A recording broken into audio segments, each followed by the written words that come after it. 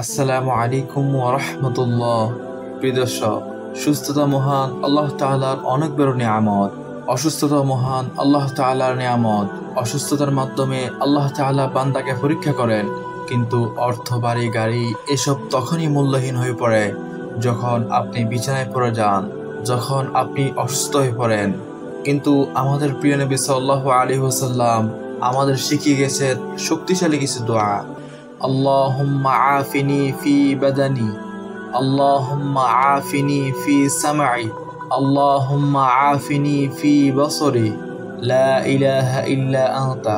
এর অর্থ হলো, হে আল্লাহ, আমার দেহকে সুস্থ রাখুন, আমার শ্রবণ ইন্দ্রিয়কে সুস্থ রাখুন, আমার দৃষ্টিশক্তিকে সুস্থ রাখুন, আপনি ছাড়া আর কোনো ইলাহ নেই। প্রিয় দর্শক, এই দোয়াটি প্রতিদিন সকালে এবং সন্ধ্যায় পাঠ করা উত্তম। এটি শারীরিক সুস্থতার জন্য একটি গুরুত্বপূর্ণ দোয়া এবং এর মাধ্যমে আল্লাহর কাছে সুস্থতা কামনা করা হয়।